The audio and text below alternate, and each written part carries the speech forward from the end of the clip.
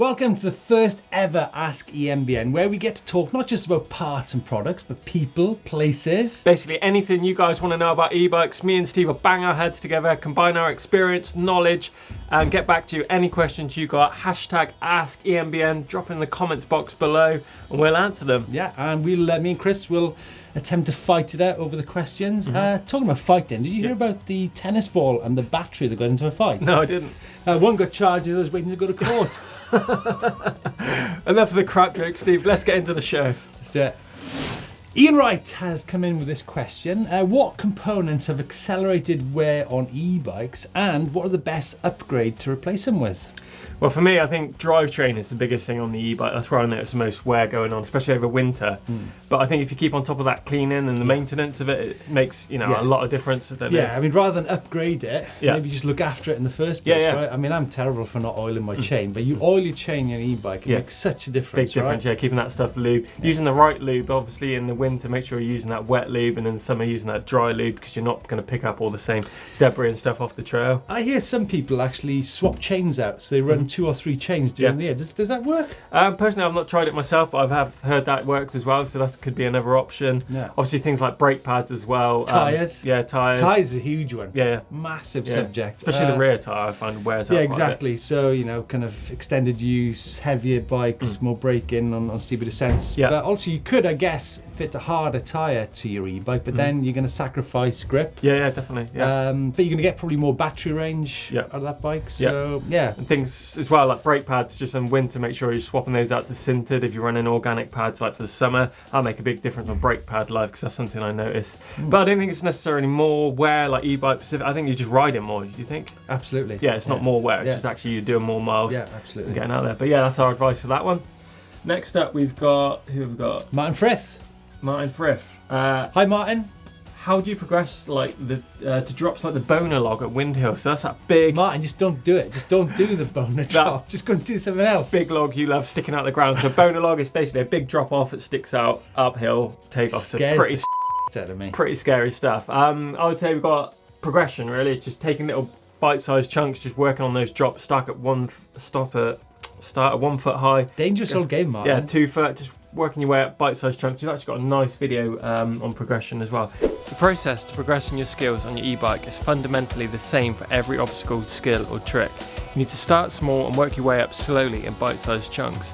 Then repeat over and over until you've got it nailed. All the videos we're going to talk about today are going to be in the description box below, all the links, so check that one out. But it just comes naturally. Confidence, doing all that stuff, just working your way up nice and slow. It's confidence in it, really. Yeah. Oh, here we go. Steve and Chris. This is from Ben Cox. Ben, it seems like you've saved up your hard-earned cash, and basically you want to know whether to buy a Specialized Kenevo or a Specialized Levo 2019. Well, that is a massive question, and we get asked that loads of times. So what are we looking at? In terms of the 2019 bikes, you're looking at 180mm travel on the Kenevo and 150mm front and rear on the Levo. If you're asked that question for this year's bikes, 2018, I think that's more difficult because obviously the Levo's 135mm. So if you're doing harder hitting riding, which you say you're doing, I'd probably lean more towards the Kenevo. However, the new Levo, there's a lot of differences. 29-inch wheels, front and rear. Obviously, there's more travel, which I mentioned. 700 watt-hour battery, that's a huge thing. In different sizes, so the new Levo has actually got a better range of sizing than the old Levo, so that's something to consider as well. Plus, things such as smaller motor, it's lighter. So I personally would probably lean more towards the Levo, but Chris is a different rider to me. There's different things. It depends. I totally agree with what Steve says. The 2019 Levo does look a really exciting bike with that bigger battery as well. Something you really need to consider. Range is one of your things. But if you're enjoying more like the red and the black grade downhill trails that you're riding more of, like you say in your comment, I'd slightly towards the Kenevo. The Kenevo is pretty capable as well. You've seen it pretty capable Levo riding uphill as well as downhill. Depends what percentage of your riding you want to do more of. If you're more of a downhill style rider, if 80% is that sort of red and black stuff, maybe towards the Kenevo. But they're both pretty capable bikes. I would say the Levo is a massively capable If I had the choice of either, I would probably go for the Levo. I think. Here we go. I would for everything. Right, hope that answers your question, Ben. Yeah. What have we got here? From CK Molinar, top tips, Chris, thanks. I often hit my pedals on obstacles and ground, even on straight lines. Can you make a video on how to avoid this kind of thing? Yeah, it's tricky, you know, especially when you've got tractor ruts and where the trail's kind of overgrown. I think maybe the starting point is actually check your sag on your bike. You know, you need to be running. It depends on the bike and the suspension design, but normally, you know, about 25 to 30% sag. That's probably the first starting point. So if your suspension's obviously too soft, that bottom bracket's going to be lower, so you're going to get more pedal strikes as well. Another thing to think about is your footwork, what you're actually doing when you're on the bike. If you're in that attack position, you know, like an aggressive riding position, just make sure your feet are level. If you ride with 1 foot dropped, you're going to be hitting all the stuff. And also looking ahead as well, reading that trail, making sure you've got either momentum to go past that obstacle, exactly, or you're working your pedal, you know, imagine like you've got footsteps working towards it. If you feel that that pedal's going to hit that stump, just keep it high, or, you know, get the power to go past it. Or if you've got a rut, you need to keep your pedals level, right, each side. But then, you know what? I still hit my pedals all the time. Yeah, I do as well, If there's a rut which is so deep, it's inevitable, right? But it's all about getting the pace on to get through there without pedaling through that reading rut. that terrain, looking ahead. Yeah. Cool. So what have we got here? Asking me, have you, this is from Scott, have you tuned your personal e-bike motors? I haven't, Scott. I do now and again. It depends what I'm doing. If I need that extra kick from the motor, I do like increase acceleration, things like that. I guess we're talking here. There's difference between have you tuned your bike or have you de-restricted your bike. Now you can actually tune the Shimano motor and the Specialized motor. You can have that motor working, you know, with more acceleration or less acceleration. Better battery range or less battery range. It's, you know, it's like as Specialized say, it's like infinite tune. So are we talking tune or are we talking de-restriction? I think. On both. You know, I've done both over the years. I have ridden de-restricted bikes, obviously where I can and it's legal to do so. And yeah, you know, it's great if you want to use that bike. But I find obviously de-restricted, you're keeping that motor kicked in all the time. You can be draining that battery off. You know, you're never outside that. You know, giving it a rest, so just drains that battery loads. I've seen you and Sam Pilgrim do some massive jumps, which it's on private land. You must have to. Yeah, for some of that run-ups and stuff. Yeah, it's de-restricted, but for 99% and every single bike I use on the trail and just general trail riding is restricted and is pretty much stock. You know, I've just tweaked it up occasionally for those bits that we do need. So I mean, in my point of view, I think I actually changed the type of riding I do, so you don't actually need to de-restrict your bike. For example, I try not to ride fire roads and tarmac roads. I try to ride single track as much as possible. So actually done a video, is the 25 km/h restriction too slow, which you can find in the link below. So today we have got a range of bikes to test this 25 km/h argument and see how easy it is to get to and maybe beyond that limit. So 3 bikes. First off is a road gravel bike, then we have traditional mountain bike, 140mm travel, and finally an e-bike. And we're going to be riding the e-bike first of all with the motor off, then we're going to ride it in eco, trail and boost mode. We've got Hasse Berkmos here. Ask EMBN, what's the best motor for pedaling standing up? I'd probably come back to you, Hasse, and say, should you be standing up on an e-bike climbing or pedaling? I'd say 80% of my riding sat down riding an e-bike, wouldn't you? Well, I think for climbing for sure. I think especially for climbing because we're doing really technical climbs. So if you stood up pedaling, you're going to be over the front of the bike. And there's more likelihood for that rear tyre to be spinning. However, having said that, both me and Chris did a feature called the slab where we had to stand up pedaling because it was simply so steep. The question is, though, what's the best motor for standing up pedaling? I think it'd all be about the same, to be fair. I think so. From our experience, I think Specialized, Bros, Shimano, Yamaha, Bosch, they're pretty much it's all down to your gearing and your body position, really. Cool, we've got Wayne Carkeek here as well. I don't get why they use carbon fibre as a bash guard. Why not Kevlar? Carbon doesn't like crushing and tearing. Kevlar eats it up and could have tinted resin to have the stealth look still.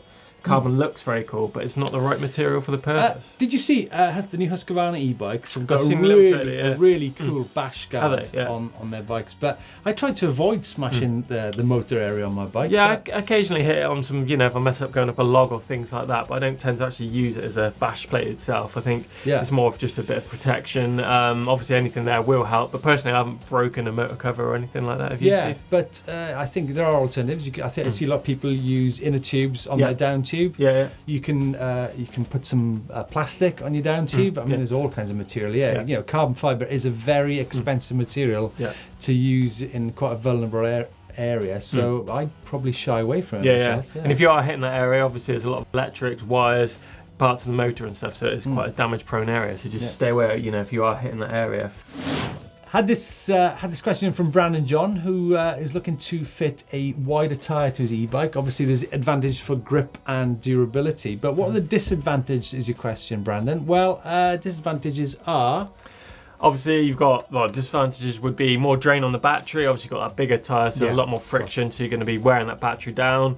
Although you say it might fit in your frame, so you've got that room on the chain stays and seat stays, you want to check actually the suspension as well, because sometimes those bigger, higher profile tyres can give you like seat buzz. And in those tighter corners as well, that tyre will flex and will rub on your chain stays as well. It does depend on, you do get a lot of, I guess we're talking 2.5, 2.6, 2.8 tyres, I mean, we run 2.8 tyres, and some 2.8 tyres, because they've got weak sidewalls, when you run in pressures of about 20 psi or lower, depending on your weight obviously, they do tend to fold a little bit in the corners, so you need to be really careful on the tyre pressures of that. But in terms of bite on climbing, they are insane. Yeah, definitely go for it. And obviously this time of year as well, you want to be thinking about mud clearance as well. If it is tight around those chain stays and seat stays, obviously that's going to be a bit more of a problem as well. So just check you're not right on the limits there as well. Yeah, so Brandon, come back to us with what bike you have next time, then we can maybe give you some more info.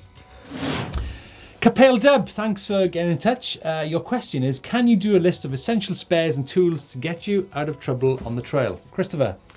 Well, I don't know about that one, Steve. I only do wheelies, skids and things on the street. You're more of an adventurer. What you got? Hey, listen, I actually did a trip with Doddy not so long ago, and we did how to pack for a multi-day trip. The length of your trip would dictate the sort of tools you're going to need. So we've got a couple of inner tubes here. I think Jones had a couple as well. Got a mini pump, a selection of tyre levers. I mean, normally I don't tend to use tyre levers, but on these e-bikes, some of these are downhill tyre casings and they're really difficult to get off. So you've got to make it easy for yourself. It's time for the quick fire section of the show. This is where we answer the questions quickly, so let's get into it. We've got Paul M here. Bunny hops, I can get the front wheel up as high as I like, but getting the back wheel up is a witchcraft. Can yank it up with clips, but not ideal. So probably what you're doing is just pulling too hard on those handlebars. You're probably not central on the bike, you're probably more forward to get in the centre of the bike. Push your feet down, back, and scoop the pedals up, sort of push them back with your feet, pulling that back wheel up. I thought this was quick fire. Anyway, so this one from Paul Davis. The question is, high bike or specialised, best battery life, best climber, most versatile, info please. Paul, cool. Huge subject. I mean, there's so many different high bikes, so many different specialised bikes. I reckon you need to get along to a demo day to see what you prefer. I mean, so many different motors. Yeah. I didn't even know where to start on that question. Sorry, Paul. Christopher Brady. Christopher Brady, ask EMBN, what's your favourite e-bike so far? Such an easy question, Christopher. Such an easy question. Go on then. I'm being genuine here, right? I've ridden so many e-bikes and I've enjoyed riding every single one of them. I've even ridden £300 e-bikes and had a great time. So yeah, it's all good, all good. We've got Grant Johnson as well. What e-bike are you looking forward to most? And basically, same as the last question. Basically, the next e-bike that we do our next video with. Yeah, and the next, big technology advance, and the changing all the every day. We're seeing new stuff, so it's just list is endless on that as well. So you've got KTM Ray 1. Is there any reason why you chose a Canyon to go on your recent enduro race?